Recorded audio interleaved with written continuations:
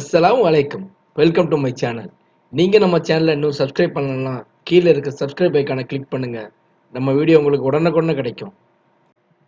இன்றைக்கி நம்ம பார்க்க போகிற recipe bachelor chicken biryani. Chicken biryani எல்லாருமே ரொம்ப விதவிதமாக பண்ணுவாங்க. நிறைய குக்கிங் ஸ்டைலில், அப்புறமா தலப்பாக்கட்டி சிக்கன் பிரியாணி, தலசேரி பிரியாணி, இந்த மாதிரி நிறைய பேர்களில் பிரியாணி பண்ணிகிட்டு இருப்பாங்க.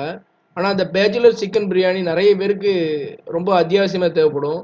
ஏன்னா வெளியூரில் இருக்கிறவங்க, ஃபாரினில் வேலை பார்க்குறவங்க, அவங்களுக்கு பிரியாணி போடுறதுங்கிறது ஒரு எப்போவுமே ஒரு சிக்கலான விஷயமா தான் இருக்கும். ஏன்னா பிரியாணி போடும்போது சில டயத்தில் குழஞ்சிரும், சில நேரத்தில் உதிரியாக வராது, அப்படி இல்லைன்னா சிக்கன் வேகாமல் இருக்கும், மசாலா கூட இருக்கும். அது எதுவுமே பிரச்சனை இல்லாமல் அருமையான சிக்கன் பிரியாணி எப்படி பண்ணுறதுங்கிறத நம்ம இந்த சேனலில் ரொம்பவே விளக்கமாக பார்க்கலாம். இப்போ நம்ம கிச்சனுக்கு வாங்க, என்னென்ன பொருள் தேவைன்னு பார்க்கலாம்.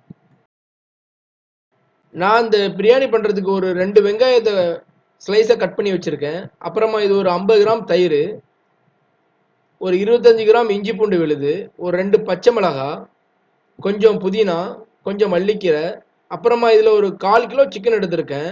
ஏன்னா இது கொஞ்சமாக சின்ன ரெசிபிங்கிறதுனால ஒரு 1/4 கிலோ தான். அப்புறமா ஒரு 4 தக்காளியை ஸ்லைஸ் பண்ணி வெட்டி வச்சுருக்கேன். இது 1/4 கிலோ சிக்கனுங்கிறதுனால இதில் ஒரு 1/4 கிலோ அளவுக்கு நான் பாசுமதி அரிசி எடுத்திருக்கேன். அதாவது 1/4 கிலோ சிக்கனுக்கு 1/4 கிலோ அரிசி. இது நீங்கள் 1/2 கிலோ சிக்கன் போட்டிங்கன்னா 1/2 கிலோ அரிசி போடுங்க. அது அந்த அளவு கரெக்டாக இருக்கும். இப்போ நம்ம ப்ரெஷர் குக்கரில் பண்ண போகிறோம். எப்போ பிரியாணி பண்ண ஆரம்பிக்கிறீங்களோ அந்த டயத்தில் அரிசியை நீங்கள் ஒரு பெரிய பாத்திரத்தில் போட்டு தண்ணி ஃபுல்லாக ஊற்றி அந்த அரிசியை ஊற வச்சுருங்க. நீங்கள் பிரியாணி பண்ணுற சமயத்தில் நீங்கள் ஊற வச்சா போதும், அதுக்கு முன்னாடிலாம் ஊற வைக்க தேவையில்லை. வாங்க இப்போ நம்ம ப்ரெஷர் குக்கர் வச்சுக்கலாம். நான் இந்த பிரியாணி ரெசிபி இன்றைக்கி ப்ரெஷர் குக்கரில் பண்ண போகிறேன்.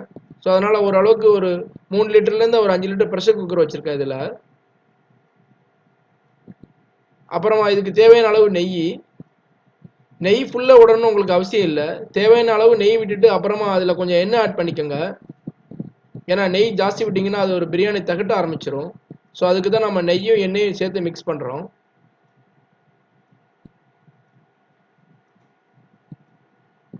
எண்ணெய் நல்லா காஞ்சிடுச்சு. எண்ணெய் நல்லா காஞ்சதுக்கு அப்புறமாட்டு ஃபர்ஸ்ட்டு நம்ம ஸ்பைசஸ் நல்லா மிக்ஸ் பண்ணிக்கலாம். ஸ்பைசஸ்னால் பட்டை, கிராம்பு, ஏலக்காய், அந்த 3 தான். வேறு எதுவுமே நம்ம ஆட் பண்ண போகிறது கிடையாது. 3 கிராம்பு, 4 ஏலக்காய், கொஞ்சம் பட்டை, இது நல்லா பொரியட்டும். இப்போ இது நல்லா பொரிஞ்சு வந்துடுச்சு. இந்த டயத்தில் நம்ம நறுக்கி வச்சிருந்த வெங்காயத்தை ஆட் பண்ணலாம்.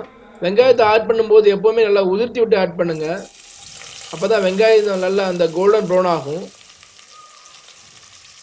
பேச்சுலர்ஸ் உங்களுக்கு இன்ஸ்டண்ட்டாக உங்களுக்கு பிரியாணி பண்ணணும்னு ஆசை இருந்துச்சுன்னா நீங்கள் இந்த மெத்தடை யூஸ் பண்ணி பிரியாணி பண்ணுங்கள். ரொம்பவே அருமையாக வரும், ரொம்ப மனமாகவும் இருக்கும். நீங்கள் ஹோட்டலில் சாப்பிட்ற அதே டேஸ்ட்டுக்கு நீங்கள் ப்ரெஷர் குக்கர்லேயே இந்த பிரியாணி பண்ணலாம். ஆனால் நம்ம பண்ணுற ஸ்டெப்ஸ் எல்லாத்தையுமே ஃபாலோ பண்ணுங்கள், ஸ்கிப் பண்ணாமல் பாருங்கள், வீடியோ கடைசி வரையும் பாருங்கள், அதுதான் முக்கியம். இப்போ இந்த வெங்காயம் குயிக்காக வதங்கன்னா எப்போவுமே கல்லுப்பு கொஞ்சம் ஆட் பண்ணிக்கோங்க. உப்பு ஆட் பண்ணால் வெங்காயம் கொஞ்சம் குயிக்காக குக் ஆகும். ஸோ அதனால் இப்போ நான் தேவையான அளவு கல்லுப்பு ஆட் பண்ண போகிறேன்.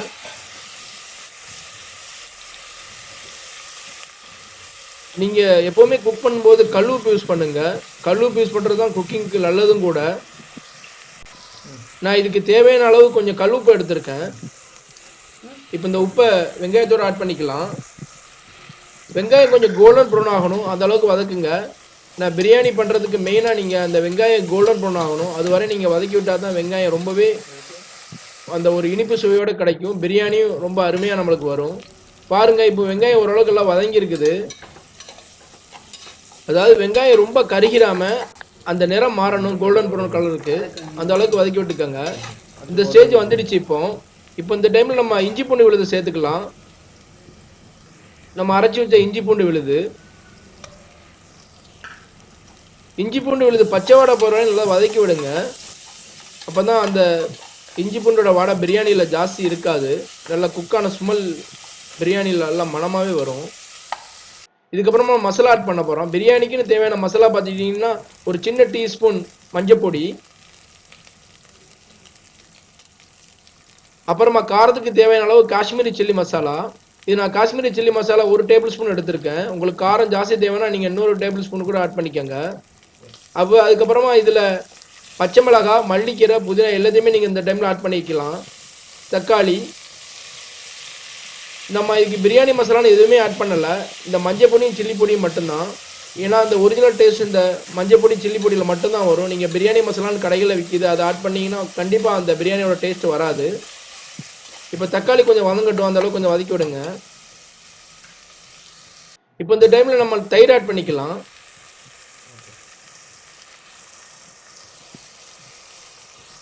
தயிர் ஆட் பண்ணிட்டு ஒரு கிளறி விடுங்க.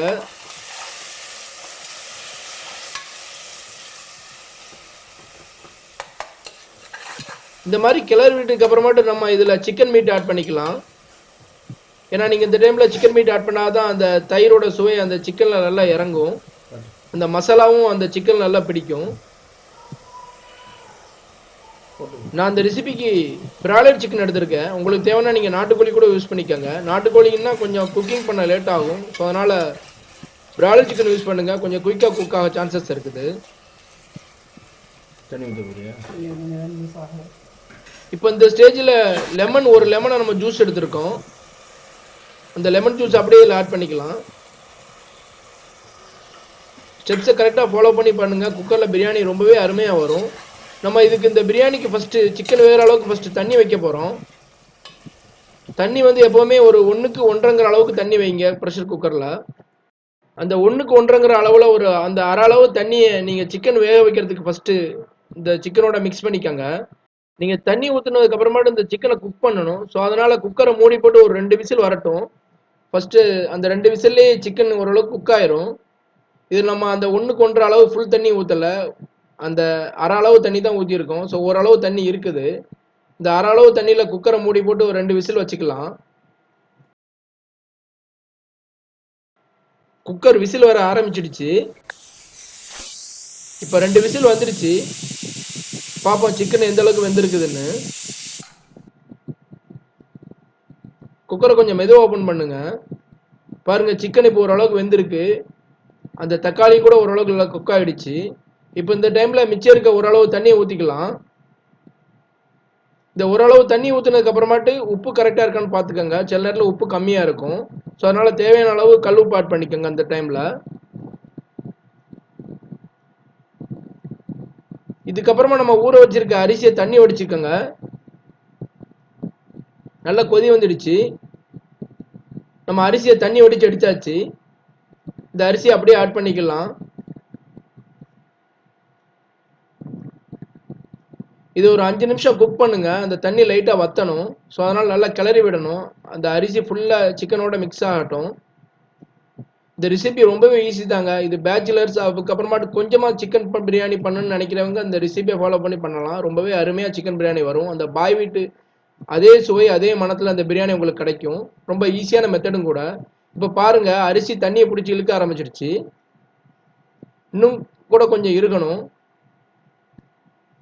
அரிசி ஒரு 3/4 பதம் வரட்டும். அதுவரை நீங்கள் குக்கர் மூடியை போட வேண்டாம். ஏன்னா நம்ம இதுக்கப்புறம் நம்ம விசில் வைக்க தேவையில்லை. பாருங்க சிக்கன் எல்லாமே அருமையாக குக்காக இருக்குது. இதுக்கப்புறமா ஒரு 10 நிமிஷம் நீங்கள் குக்கரை மூடாமல் குக் பண்ணுங்க.